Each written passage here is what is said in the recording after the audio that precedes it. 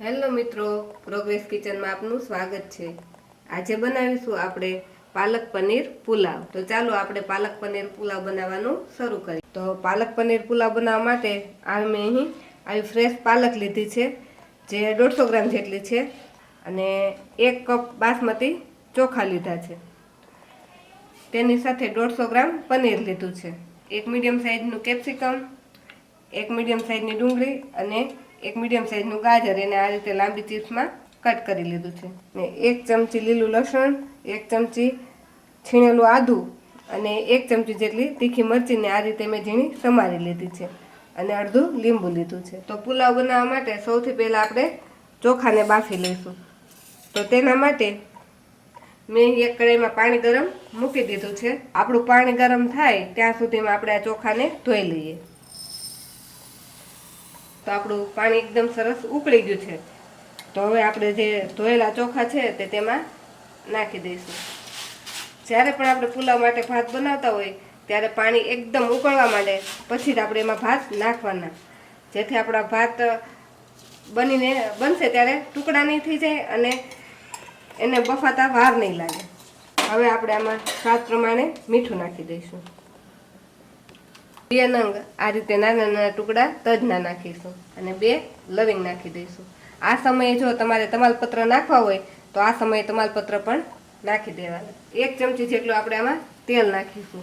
આ તેલ નાખીશું એટલે આપણા ભાત એકદમ છૂટા છૂટા થશે। આ બધું જ વસ્તુ મિક્સ કરી હવે આપણે ગેસને થોડો ધીમો કરી દઈશું અને આ ભાતને આપણે બફાવા દઈશું। તો આપણા ભાત બફાઈ રહ્યા છે ત્યાં સુધીમાં આપણે પાલકને પણ બાફી લઈએ। પાલક માટે પણ પાણી ગરમ મૂકી દીધું છે।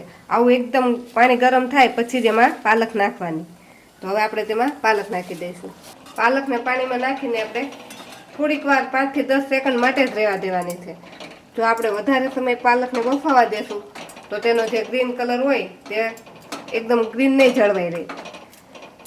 આપણે 5 થી 10 સેકન્ડ થઈ ગઈ છે અને આપણું પાલક એકદમ આ રીતે જો અંદર થોડી ગમથી બની થઈ ગઈ એમ। હવે આ પાલકને આપણે તરત જ પાણીમાંથી કાઢી લઈશું અને આ પાલકને કાઢીને આપણે તરત જ એક ઠંડા પાણીમાં આપણે આ પાલકને નાખી દેવાની છે। જો આ રીતે ઠંડુ પાણી ન હોય તો બરફવાળું પાણી કે એમાં થોડોક બરફ નાખીને તરત આ પાલકને આપણે આમાં ઉમેરી દેવાની। ઠંડા પાણીમાં આપણી પાલક સરસ ઠંડી થઈ ગઈ છે। તો હવે આ પાલકને આપણે પીસી લેવાની છે। તો આ પાલકને પીસવા માટે આપણે એક મિક્સરનું જાર લઈ લઈશું અને તેમાં બધું જ પાણી નિતારી પછી પાલકને નાખીશું। આ રીતે બધું પાણી નીતરી જાય પછી તેને આ રીતે મિક્સરની જારમાં લઈ લઈશું। તો હવે આ પાલકને પીસતા પહેલાં આપણે એમાં અડધા લીંબુનો રસ નાખી દઈશું। આ રીતે જો થોડુંક આપણે પાલકમાં લીંબુ નાખી દઈશું તો એ પીસાશે ત્યારે એકદમ ગ્રીન થશે અને પીસ્યા પછી પડી રહેશે તો પણ તેનો કલર એવો ને એવો જ રહેશે। તો આપણી પાલક એકદમ સરસ પીસાઈ ગઈ છે અને પીસાતા એનો કલર પણ એકદમ આવો ગ્રીન આવ્યો છે। તો આપણા ચોખા પણ આપણે અહીં સરસ હવે બફાઈ ગયા છે। આ ચોખાને આપણે બહુ ઓવરકુક નથી કરવાનું, 90% જેટલા જ આને બાફવાના, થોડા કડક હોય તેવા રહેવા દેવાના, તો પણ તે ગરમ પાણીમાં ગરમ રહેશે એટલે અંદરથી બફાઈ જશે। તો આપણા ચોખા બફાઈ ગયા છે, હવે તેને આપણે પાણી નિતારી લઈએ। તો આપણા ચોખામાંથી આપણે પાણી નિતારી એને ઠંડા થવા દીધા છે। આને આપણે થોડીક વાર માટે ઠંડા થવા દેવાના પછી જ એનો પુલાવ બનાવવાનો। તો આપણા ચોખા ઠંડા થાય છે ત્યાં સુધીમાં આપણે પહેલાં પનીરને તળી લઈએ। પનીરને તળવા માટે આપણે 2 ચમચી જેટલું ઘી લઈ લઈશું। 2 ચમચી ઘી નાખી તેમાં આપણે પનીરને નાખી દઈશું। આ પનીરને આપણે બહુ વધારે પડતું નથી ફ્રાય કરવાનું, પણ થોડું થોડું ગોલ્ડન રંગનું થાય એટલું જ આપણે એને ફ્રાય કરવાનું।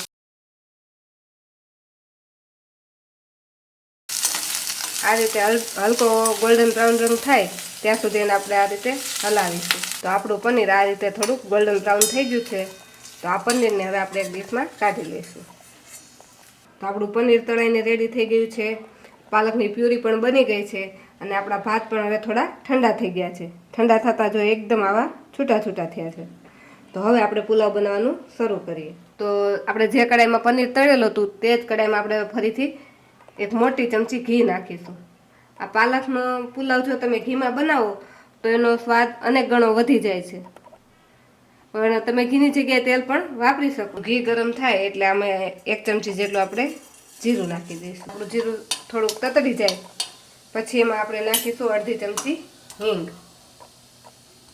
પછી તેમાં આપણે આદું, લસણ અને મરચાંને જે તૈયાર કરીને રાખેલા છે તે નાખીશું। આદુ મરચાં અને લસણને આપણે આ રીતે તેલમાં થોડીક વાર માટે સાતળી લઈશું, એટલે તેનો જે કાચો ટેસ્ટ હોય તે દૂર થઈ જાય. તો આપણે આદુ મરચાં અને લસણ સરસ સતળાઈ ગયું છે. હવે તેમાં નાખીશું આપણે ગાજર, કેપ્સિકમ અને ડુંગળી. હવે આ બધી વસ્તુને આપણે મિક્સ કરી દઈશું. મિક્સ કરી અને આપણે થોડીક સોફ્ટ થાય ત્યાં સુધી આપણે એને સતળાવા દઈશું. અને આપણે એકદમ વધારે પડતું નથી ચડવા દેવાનું, થોડુંક કાચું હોય એનો ક્રન્ચી ટેસ્ટ આવે એટલું જ આપણે આને ચડવા દેવાનું છે. આ શાકભાજીમાં તમે લીલા વટાણા, બ્રોકલી, ફ્લાવર તમારી પસંદના કોઈ પણ શાક નાખી શકો. આપણા શાકભાજી હવે સરસ સતળાઈ ગયા છે. હવે તેમાં આપણે મસાલા કરી દઈશું. હવે આ શાકભાજીના માપ પ્રમાણે આપણે મીઠું નાખીશું, કેમ કે આપણે ભાતમાં તો પહેલાં મીઠું નાખેલું જ છે. તેની સાથે આપણે અડધી ચમચી જેટલી હળદર નાખીશું. હળદર પણ આપણે અહીંયા બહુ વધારે પડતી નથી નાખવાની, અડધી ચમચી ગરમ મસાલો નાખી દઈશું. હવે આપણા બધા શાકભાજી સરસ બફાઈ ગયા છે. હવે તેમાં આપણે જે પાલકની પ્યુરી બનાવીને રાખેલી છે તે નાખી દઈશું. હવે આને આપણે શાકભાજી સાથે સરસ મિક્સ કરી દઈશું. હવે આપણે આમાં પાલકની પ્યુરી નાખ્યા પછી આને બહુ વધારે સમય આપણે કૂક નથી થવા દેવાનું. જો વધારે સમય આપણે ગેસ પર આને આ રીતે હલાવશું તો જે પાલકનો કલર છે થોડોક ડાર્ક થઈ જશે. એટલે હવે આપણે આમાં આપણા જે ભાત તૈયાર કરીને રાખેલા છે ચોખા તે નાખી. આ ચોખામાંથી જે ખડા મસાલા છે એ તમારે કાઢવા હોય તો અત્યારે કાઢી નાખવાના, નહીંતર આમ જ એને આપણે આ ગ્રેવી સાથે નાખી દઈશું. ભાત અને આ બધી જ વસ્તુને આપણે સરસ આ રીતે મિક્સ કરી દઈશું.